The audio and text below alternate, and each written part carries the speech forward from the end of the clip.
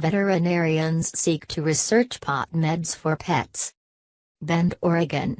Dr. Byron Maas surveys a supply of marijuana products for dogs that line a shelf in his veterinary clinic. They're selling well.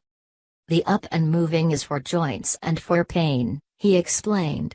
The calm and quiet is for real anxious dogs, to take away that anxiety. People anxious to relieve suffering in their pets are increasingly turning to oils and powders that contain CBDs, a non-psychoactive component of marijuana. But there's little data on whether they work, or if they have harmful side effects. That's because Washington has been standing in the way of clinical trials, according to some veterinarians and researchers. Now, a push is underway to have barriers removed, so both pets and people can benefit. Those barriers have had more than just a chilling effect. When the Federal Drug Enforcement Administration announced last year that even marijuana extracts with CBD and little or no THC, marijuana's intoxicating component, are an illegal Schedule I drug, the University of Pennsylvania halted its clinical trials. Colorado State University is pushing ahead. The U.S. Food and Drug Administration has warned companies that sell marijuana products online and via pet shops and animal hospitals that they're violating laws by offering unapproved new animal drugs. The FDA threatened legal action. But, seeing potential benefits of CBDs, the American Veterinary Medical Association's policymaking body said last summer it wants the DEA to declassify marijuana as a Schedule I drug to facilitate research opportunities for veterinary and human medical uses.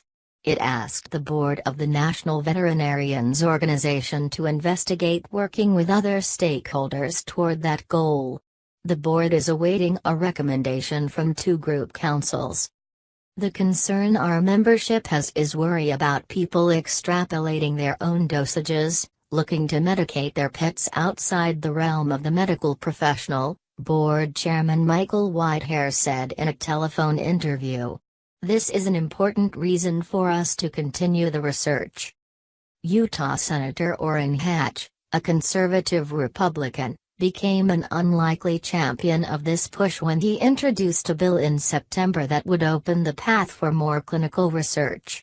While Hatch said he opposes recreational marijuana use, he wants marijuana-based drugs, regulated by the FDA, produced for people with disorders.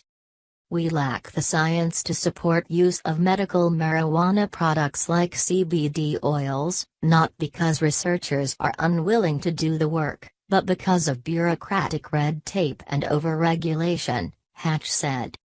Don Booth, of Auburn University's College of Veterinary Medicine, is waiting for federal approval to begin a study of marijuana's effects on dogs with epilepsy. The classification of marijuana products containing CBD as a Schedule I drug, the same category as heroin and LSD, creates a major, terrible roadblock for researchers, Booth said in a phone interview.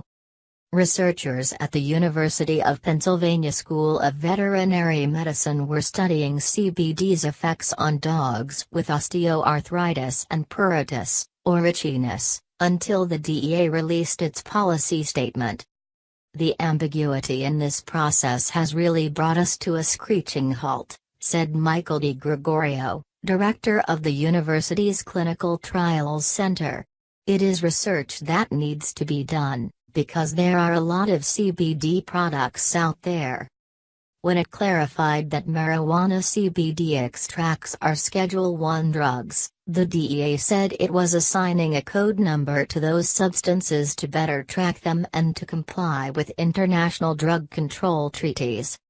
DiGregorio complained that researchers seeking federal approval to study CBD products are told to provide certain data, but that data isn't normally available until the study is done.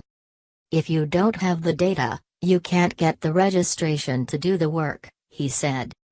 On a recent morning, Maas took a break from seeing four-legged patients in the Bend Veterinary Clinic. A stethoscope was dangling from his neck over green scrubs as Maas said his clients have reported CBDs help relieve pain, arthritis, anxiety, loss of appetite, epilepsy and inflammation in their pets. Unfortunately, there's not a lot of research out there, especially on animals, on CBD compounds, Maas said. The research is really necessary to help us understand how to actually use these compounds on our pets.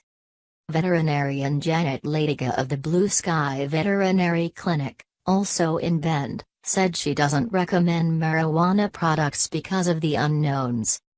We don't have a lot of evidence right now, so we don't know the toxicity or the safety profile, and we don't have any good evidence to show either if it's safe or efficacious, she said.